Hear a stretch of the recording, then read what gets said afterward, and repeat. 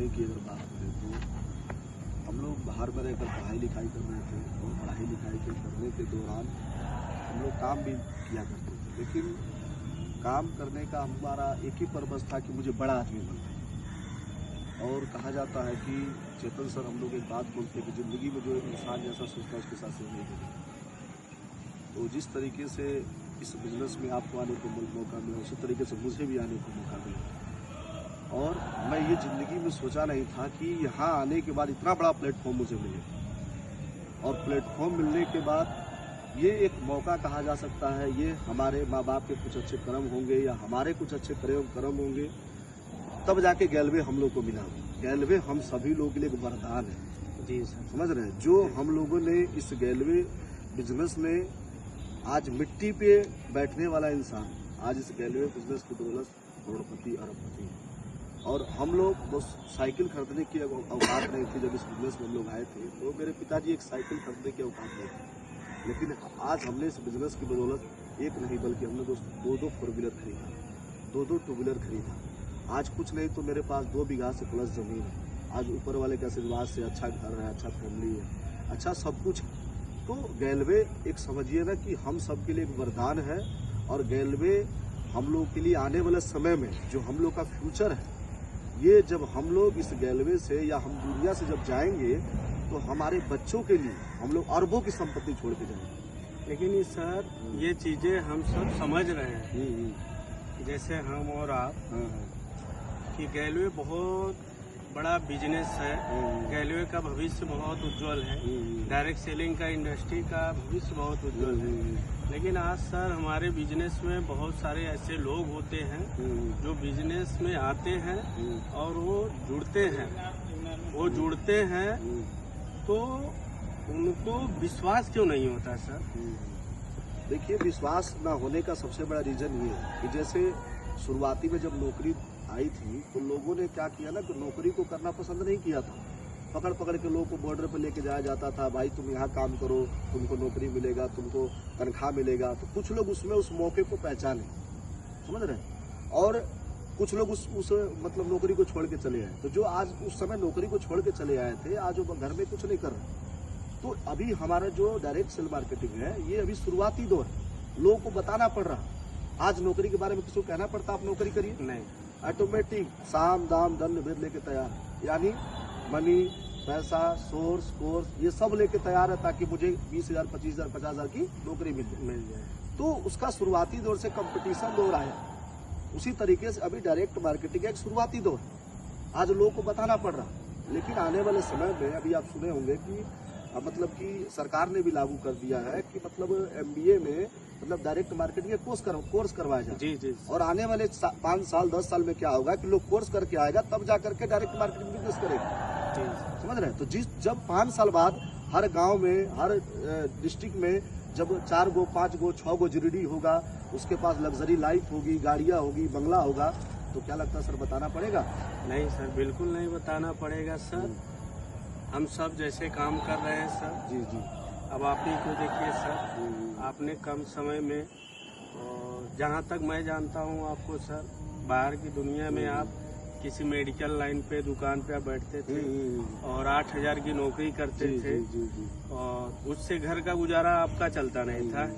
लेकिन यहाँ आप अपने अपलाइन के माध्यम से आए और शायद आज आप और आपका अपलाइन दोनों लोग मिल के आप सब बिजनेस कर रहे हैं। जी। और जहाँ तक मैं जानता हूँ, आप इस गैलवे बिजनेस की वजह से आप अच्छा मकान भी बनाए हैं। जी सर। अच्छा लाइफ भी जी रहे हैं। जी सर। साथ में आप अपनी फैमिली को भी अच्छी लाइफ दे रहे हैं। जी सर। और सबसे बड़ा अचीवमेंट सर जो हमारा होता है, पर्सनल जो होता है, हमारी पर्सनालिटी को, स्कूल को डेवलप करना।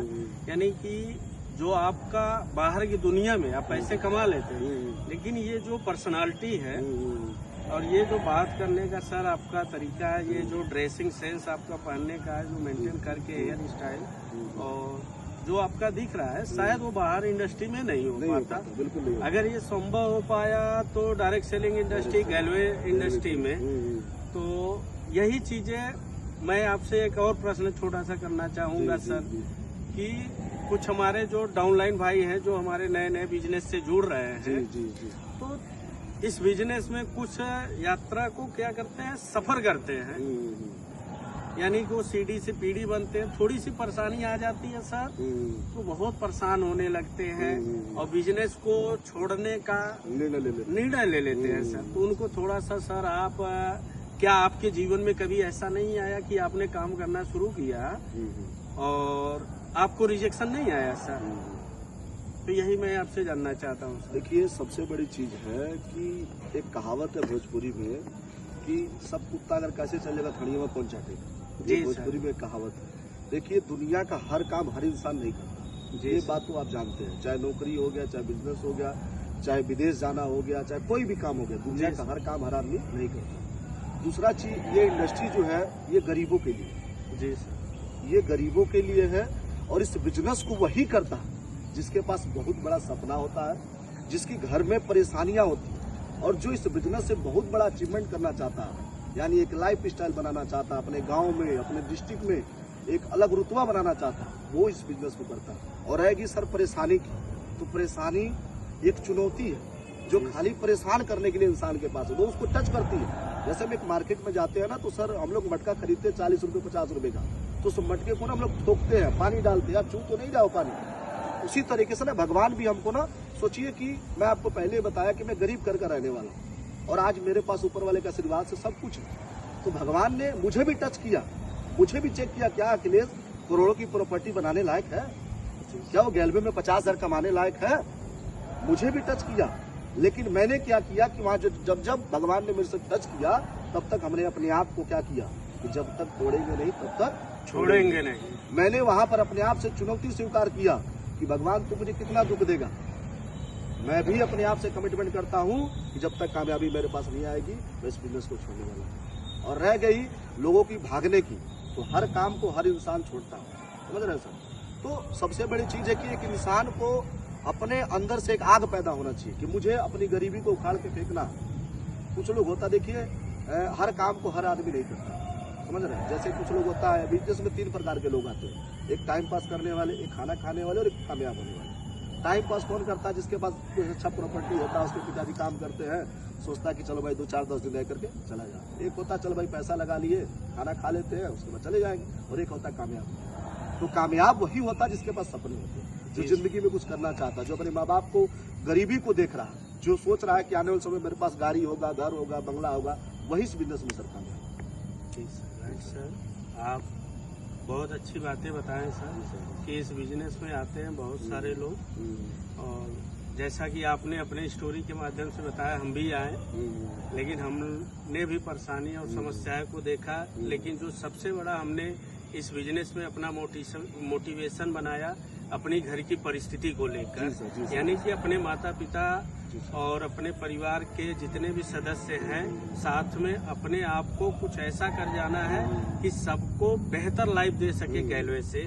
तो सर, आपसे बातें करके बहुत अच्छा लगा। आपसे भी सर बात करके हमें बहुत अच्छा लगा।